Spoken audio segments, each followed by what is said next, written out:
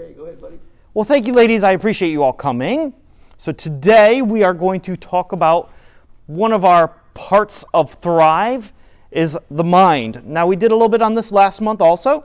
There's a couple series that we talk about mind, just a little bit of different pieces, some education so you can learn a little bit more about it. All right, so we'll get started here. Thrive Mind is one of the 5 components of our Thrive program.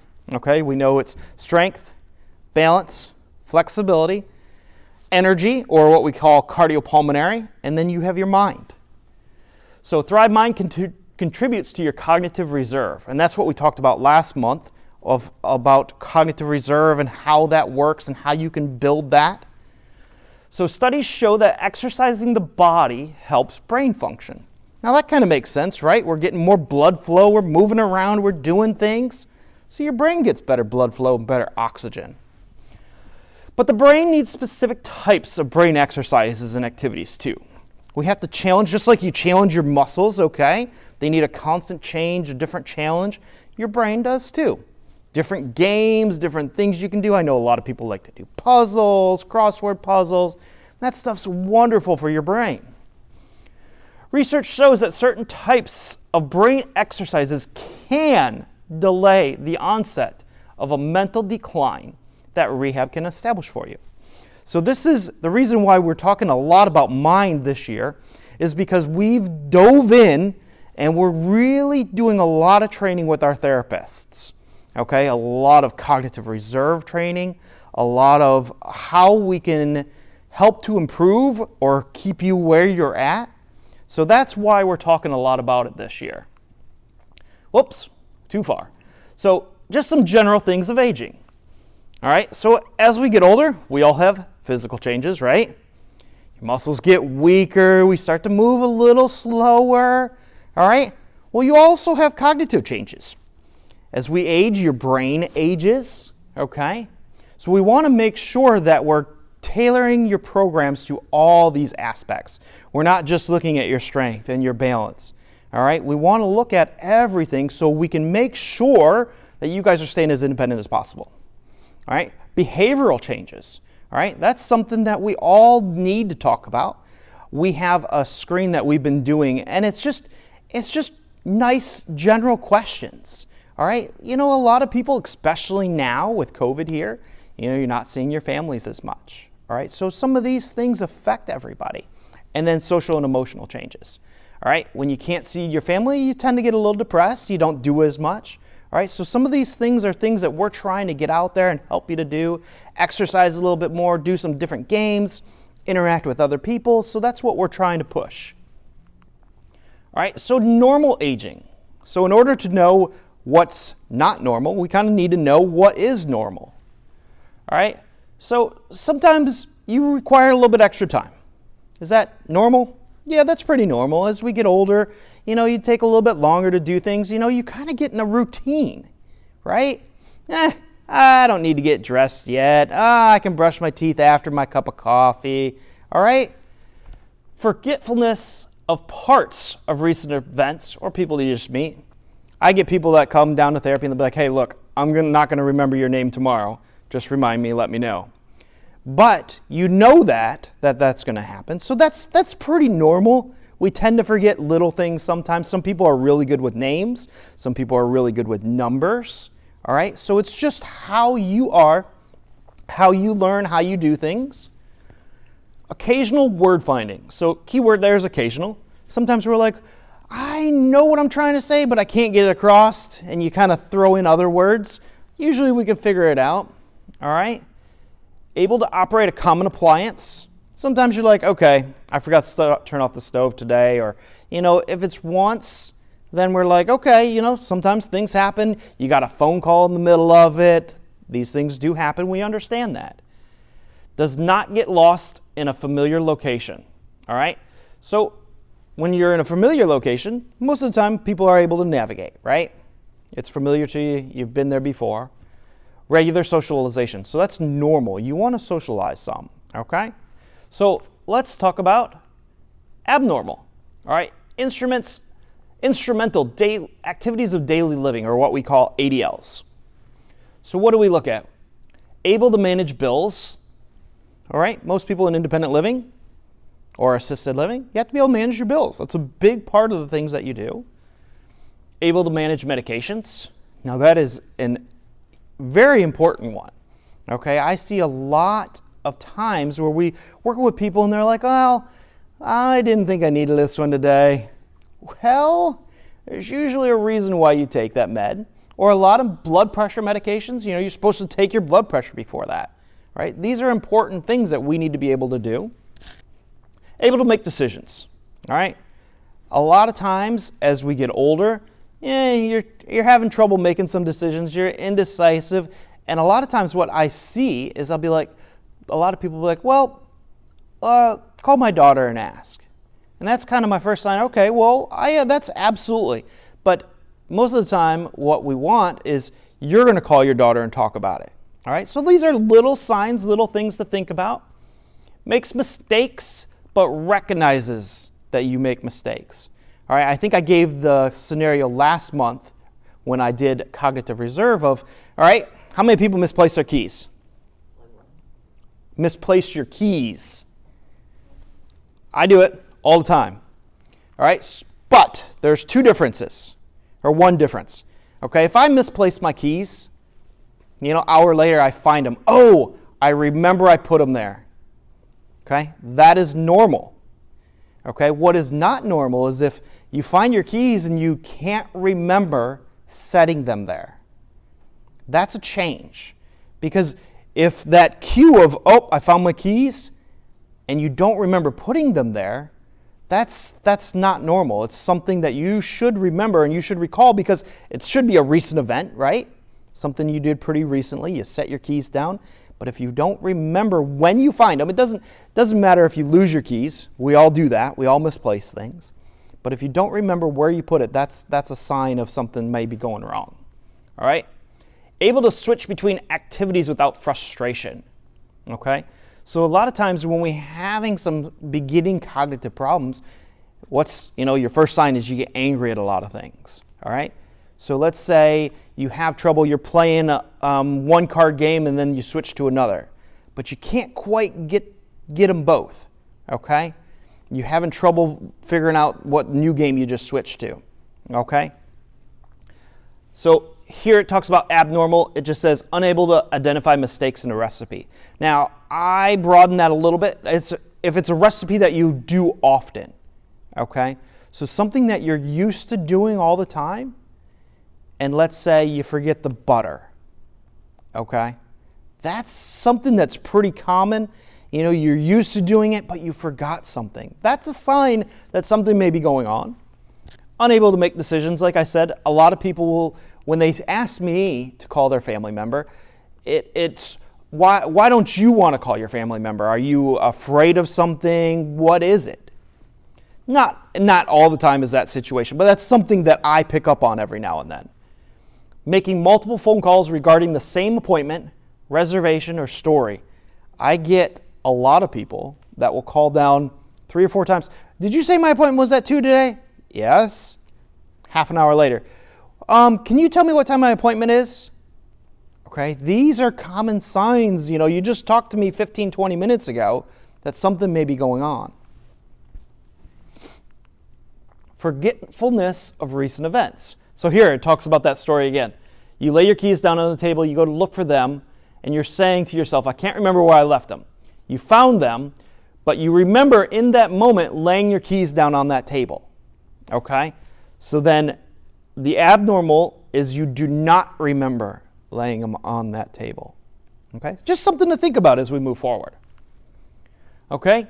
So when we talk about occasional word finding, what are we talking about? Usually able to use words of full of content to express your thoughts and ideas. All right?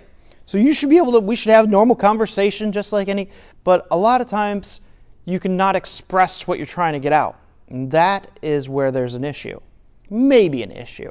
Okay? I get a lot of people, they'll be talking, well, why am I here? Or what am I doing? Why are we doing this? Okay? These are some concerns that I might be like, hey, we've been treating you for this long and we've been doing this. or you forget your exercises. All these little things we keep an eye on. Able to operate common appliances. Believe it or not, this happens more than you think. I get people that say, oh, I burnt my popcorn yesterday. All right, the first time you tell me that, I do that every now and then, but usually because I'm multitasking, right? Now, I get people that come and they'll say something, oh, I burned my sandwich on the stove. I was making a grilled cheese. But 2 days ago, they told me they burnt a popcorn. I'm like, ooh, there's something going on. Okay, sometimes these hints are very subtle, but it's important to keep an eye on them, especially as trained therapists. We're listening to every word you say, believe me, and not in a bad way. We're not trying to do anything wrong. But we want to make sure that we're giving everybody the best that we can, right? This one says, this example is you have a can of soup in your hand and you cannot remember how to use an opener to open the can. Okay? These things happen quite often. Whoop. You do not get lost in familiar situations. Okay? This one says you are driving and you forget to turn, but you are quickly able to orient to your location and you know where you're going. This happens all the time. You're in traffic, something happens, you miss your turn.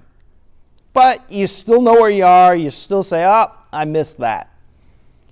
What happens though sometimes, you become lost more often, especially in familiar situations, and you're unable to follow maps or directions. Like I said, you miss your turn, but you don't realize it until a lot later, or it's too late. You're somewhere else and you don't know where you are at. You have to stop and ask for directions. Okay, these are subtle signs to look at too. So this is a good one. Tell me something. Do I come here often? It looks like he's sitting at a bar or a coffee shop and he's asking the bartender, do I come here often? It was just the other day I was walking by and she looked at me, she said, I know who you are. I said, do I see you often? I'm like, yeah, a couple times a week you come down to therapy. But that's something that I have to look out for and say, hey, maybe we should try a speech screen, see what we can do for you. And B is our speech therapist and Liz and Jessica are our two OTs. All three of them are doing some of this cognitive training. And they are very, very good. This training is well set up, okay? And they're very good at what they do. They're very, what's the word? I don't want to say secure, but private about it, okay? Because who wants to say, hey, my mind's going bad? I sure don't. I don't want anybody to know that, okay? But we can come to your room. We can do different things. There's all sorts of things that we can help you to, number one, stay private, and just to help you, guide you to do different things. I printed off last time, if anybody wants it, I have a list of different apps you can use on either an iPad or any other kind of tablet, or it says crossword puzzles, some good ones, and just all kinds of things that help challenge your brain a little bit. And I know there's websites now. Luminosity is a really good one, and it's like puzzle games, kind of like Tetris, where you can do these and they challenge your brain a little bit. But Liz and Jess are really good, and so is B at doing these things. So just if you ever say, hey, look, I've been noticing this. And most of the time I tell you, if it was one time, okay? If it's a big safety concern though, no matter how many times it was, let me know. Or let somebody know, okay? Because we want to get there sooner rather than later. It's just like anything medical. The quicker you get it diagnosed and you do something about it, the better results you're going to have in the end. And I know it's a scary topic. Believe me, I would not want anybody to know if I was doing bad. But in hindsight, I know I can live a better life if I say something about it ahead of time. Okay? How about vision changes? Okay? I see this a lot. When we were doing those screens the last couple years, I think we did them in Active Aging Week, and the last one is called a trail making test. The numbers aren't that big, they're about this small. And a lot of people, I had quite a few people that were having trouble with it, but nobody ever said anything that they couldn't see the numbers. So you know what I think? Ooh, they're really doing bad. But in hindsight, they couldn't see the paper. Okay? So that's always something to think about, because your vision is very important, and along with your hearing. Hearing affects your balance, okay? But your vision, because a lot of the things that we look at when we're doing things, you're reading something, or we're asking you a question, we're saying, can you draw this for us? Well, if you can't see it well, you're not going to do very well. Let's see. So let's just show some pictures. All right, normal socialization. You may forget a name of someone new you meet, but you are still attending events. All right, so what happens? What's the first thing, okay, that we start to notice when somebody's noticing they're not doing so well? First thing I notice is you don't want anybody else to know. So what do? You stay in your room more. You stop socializing. You stop coming down for dinner. You're getting your meals delivered now. Okay, now it's really easy for somebody to hide what's going on, because we're getting meals delivered, with COVID, less people are coming out. But let me tell you, we're doing every precaution that we could possibly take. We're following all the CDC guidelines, okay? It's not a bad thing to call us and say, hey, I've noticed this a couple times. I've been avoiding socializing. I've been avoiding doing these things because I've started to notice these things. Can you help me? That's all you have to do. We can't tell anybody. We won't. We want, as much as everybody thinks, we want everybody to stay independent as possible. Unfortunately, there are times when people do need to transition, but when I think about it, that is why I move here. You move here because you have that available to you. All right? So when you start isolating yourself, that is a big sign. And my staff makes a lot of phone calls to a lot of people. Like if I see you downstairs exercising every week and all of a sudden for 2 weeks I don't see you, probably going to call you and say, hey, everything going all right? Are you doing this? Just have a conversation. That's all it takes sometimes. All right? But that's usually the first thing we notice. All right? We're right next to that little gym there. We see what's going on. All right? It says you may miss an event, but you recall that you missed the event and you attempt to attend in the future. That's normal. All right? Those things happen. I miss a lot of things. Okay? Sometimes we get so busy and we're doing so many things that you miss things or you forget something. I am guilty of that every single day. Just so much happens. You get so busy. And I always tell people, give me 15 minutes on each end. Sometimes I may be a little early. Just depends. When I walk down the hall, everybody tends to stop me. All right? But that's normal. I know, and I'm going to tell you, I'm going to warn you. Okay? But when you start to lose interest in events, you may have some inappropriate social interactions observed, and you don't recognize or understand that it's inappropriate. Okay? So these are some things to look out for. All right? So what are the next steps? Cognitive health. So as much as we know about cognitive, memory isn't the only thing.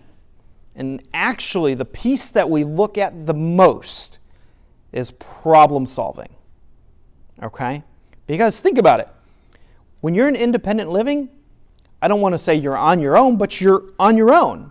If there's a fire in this building, I expect everybody in independent living to be able to problem solve what you need to do to safely get out. Okay? That is huge. We had all these fire alarm tests. That's why I went with fire. All these fire alarm tests today. Okay? Does everybody know how to get out of the building? It's a big deal. If somebody gets left in here, we're in big trouble. Well, I shouldn't say we're, but you're in big trouble. That's something that we look at. So problem solving is probably the number one thing we try to look at. All right, I need you to be able to figure out something if you're put in a position that you're in trouble. Okay? Cognitive control, we talk about memory, attention. Right? Got to be able to pay attention. Now, I know attention spans are small, especially I have 2 little girls, and they remind me all the time because they've learned in school now that their attention span's about 30 minutes. So if I talk to them or we do something, they'll be like, nope, this is too long. You know, when COVID first started and everything was online, and, you know, they'd sit there for 45 minutes looking at a computer screen, listening to their teacher, and you just see them doodling on their papers, and they'll look at me, my teacher's going too long. It's been over 30 minutes. Because they've learned, you know, after 30 minutes, we take a little break. Okay, so attention is something important. You should be able to stay attended to a task for about 15 to 20 minutes. Okay? Processing speed. All right? So processing is a big part. A lot of times what happens is you watch somebody, you ask them a question, and how long does it take them to respond? Okay? Because you can see, we always say, you see the wheels turning. Okay? They're processing the information. Okay? Sometimes it takes people a little longer. And that's okay. But when you notice it starts taking you longer and longer and longer to respond, then something may be changing. Okay, something to get checked out. All right, so those are a couple of the things there. So it always relates back to wellness. So we try to make sure when we talk about wellness, we talk about fitness as part of wellness, our activities. Pastor Paul, I think you're part of wellness too, and our nurse practitioner. So they do presentations each month, and so what it relates to is gratitude. Okay? We should be thankful for what we do remember, what cognitive health we do have, right? So we're grateful for all those pieces. We're grateful we have something that we can do about it, all right? We have lots of resources, all right? And as our therapy programs expand and we keep learning these new things, we're only going to build bigger and better programs for you guys. That's why we do these things. That's why we come to work every day, because we care. We want everybody to live a healthy, happy life. All right, so that's kind of what this page is for, kind of relates back to wellness. Your spiritual, vocational, emotional, environmental, intellectual, physical, and social. Those pieces are what make up your wellness. Does anybody have any questions? Well, thank you. I appreciate you all coming, and I hope you all enjoyed it. Thank you.